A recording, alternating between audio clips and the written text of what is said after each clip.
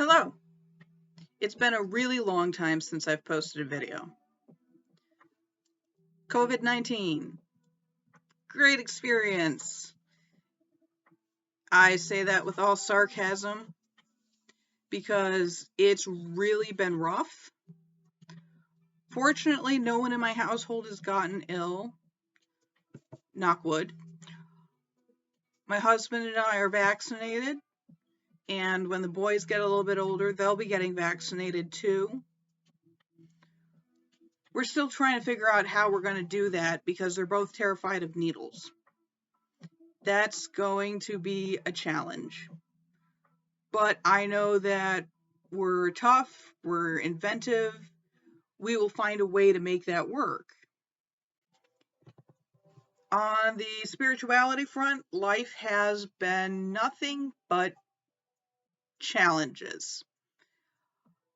In my desire to spend time celebrating the high holidays, celebrating the low holidays, just spending time with the gods and spending time with my ancestors. My desire to do that is there, but the time to do it, not. Back during March, when New York State initially went into shutdown, I was basically homeschooling the kids for about a month and a half before the school started to put together a distance learning program. And then we were doing that until the end of the school year, at which point summer came along. And summer was difficult. The kids couldn't go and play at the park. The kids couldn't see their friends because we were vigilant about practicing social distancing.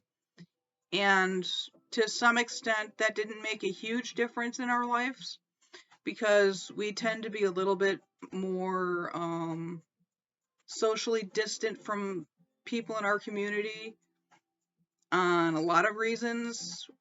We are a lot more liberal and a lot more freakish, as some of our neighbors would describe us. So we just kind of let them do their thing over there while we do our thing over here.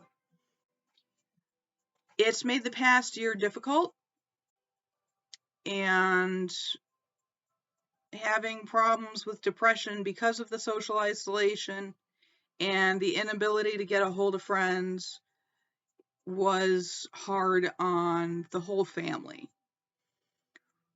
In addition to this, we have been spending time doing what we can to help out beloved's parents and make sure that everything's going okay with them because they're getting up there in years and life has been not easy for them either. So when we have our weekends, Saturday's errand day, and we do all of our laundry, we get all of our shopping done. I spend the day cleaning the kitchen because the kitchen turns into a disaster twice a week. And I'm washing dishes every day and still falling behind. That is because I have a couple of preteens. Pardon me. One of them's 13. I'm doomed. But I haven't had time to do my routine that I was doing before COVID hit. And that's made it hard for me to get back into my writing routine. That's made it hard for me to get back to my therapy work. That's made it hard for me to get back into my prayer routine. And this disruption in everything that was normal has taken a bit of a toll. Now, you may have noticed that I am wearing a collar. This is a legit, real collar, and it's functional and all the rest of that because my husband and I are a couple of sexual freaks. And we are happy, we are safe, and wearing this makes me feel safer, makes me feel happier. And my only frustration with this is the fact that the ribbon is necessary, because I have begun reacting to the hardware on this because I have a metal allergy. And after having this thing for about 20 years, my skin ate through the alloy coating of the metal.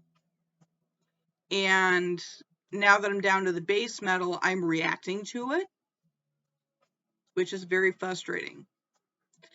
I've worn this before, back when I was out LARPing, and some people assumed, hey, it's part of a costume.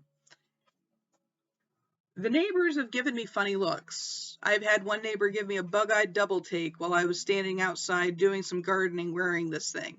So I have a more vanilla-friendly thing that I wear, which is a black ribbon with a heart on it. But today I am stressed out, so I am wearing the collar. How does this incorporate into my spirituality? That's a great question. It is all about authenticity. Living your life as yourself in the most genuine way possible is one of the central tenets of my personal spirituality. And the people who freak out over this, they can't handle you at your fullest. You may have to tone it down if they're important, or if the situation's important. And that's where you have things like my alternate ribbon with the heart hanging off of it, which, if you follow me on Instagram, you've probably seen it a few times. But living your life as your most authentic self is difficult, especially during a pandemic. Because if you're an extrovert, this is pure torture.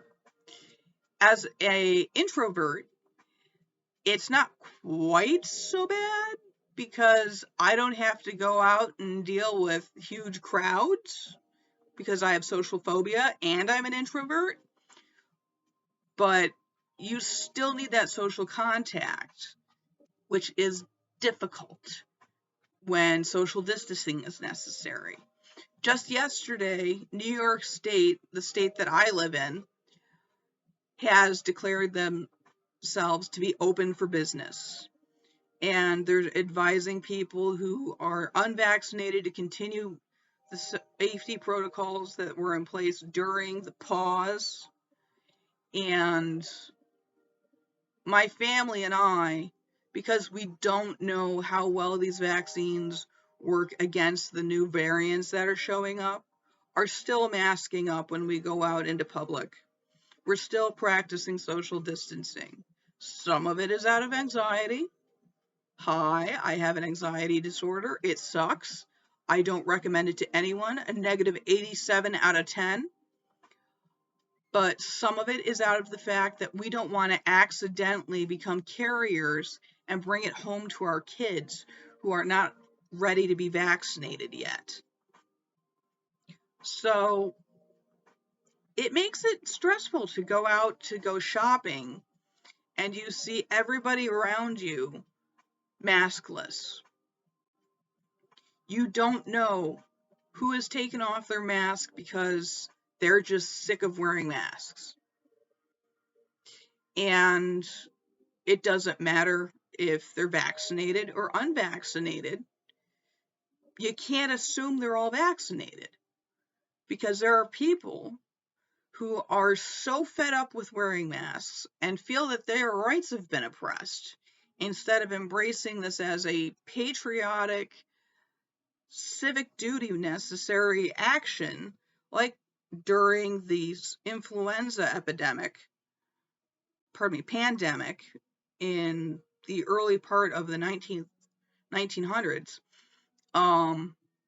Instead of that, We have people out there saying my rights are being violated because you're asking me to wear a piece of cloth over my face. And I have a lot of opinions on that. I'm not going to get into them here. Maybe I'll blog about them. Maybe I'll just let it drop because the mask mandate has been dropped.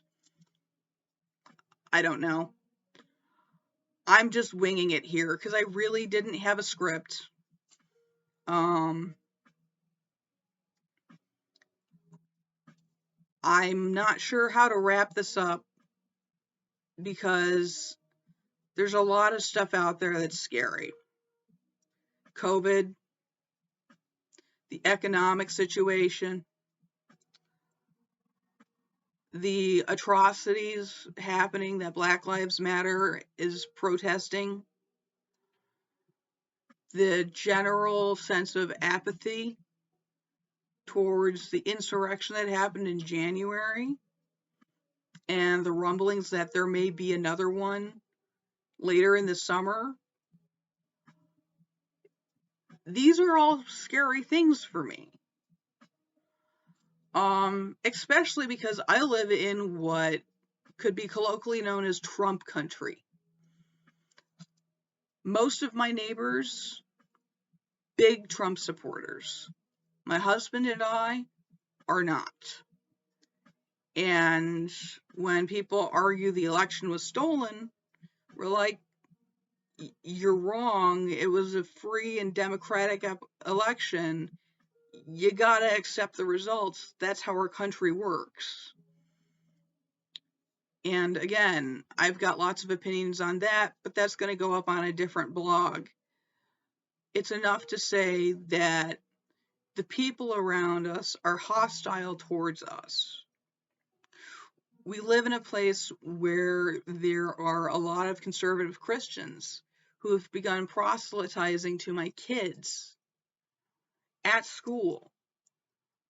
Now, I can't walk in there and say, hey, this is a problem, knock it off, because the proselytizing is coming from other students.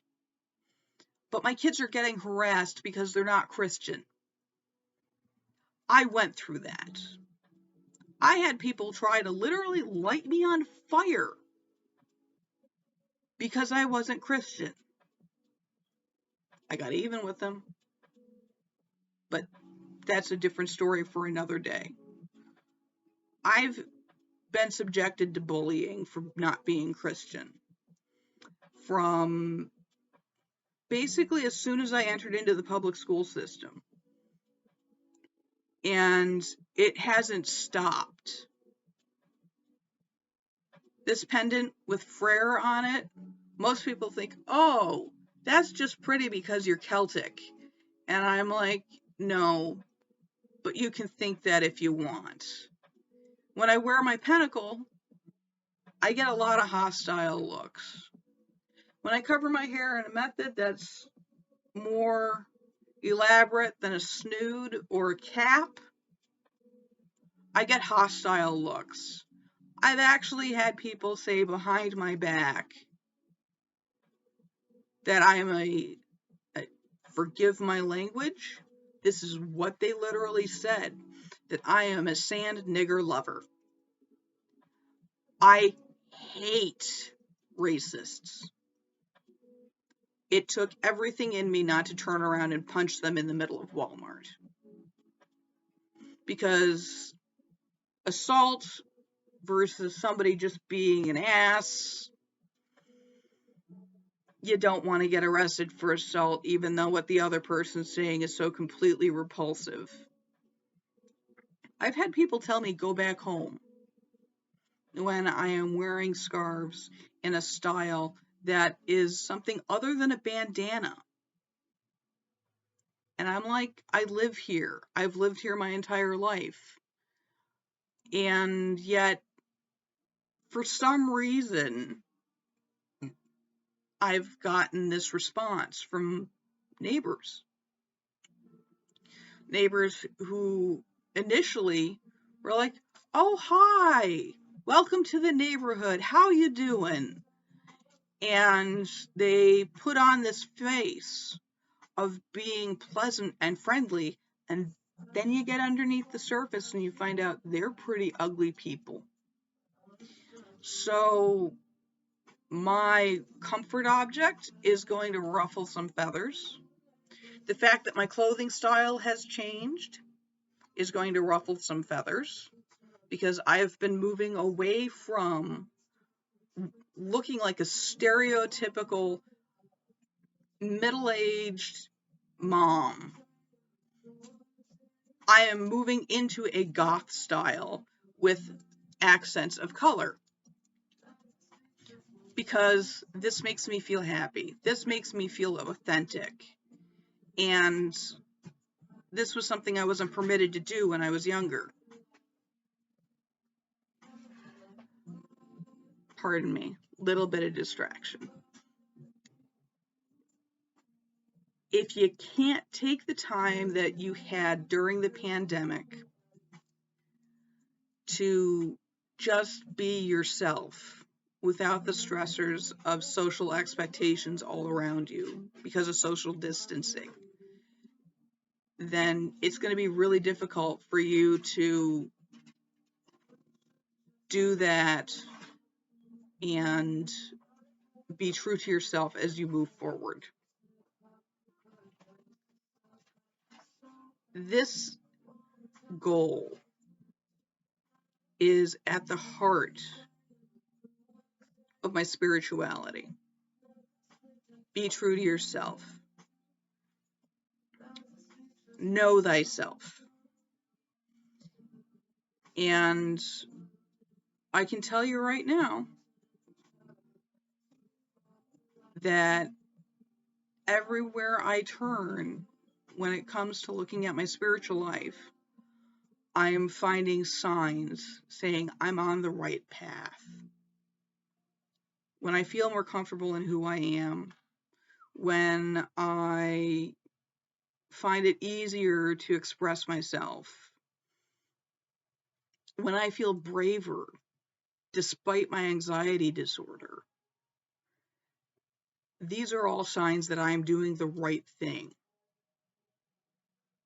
These are signs you should look for in your own life as you work on being your most authentic self.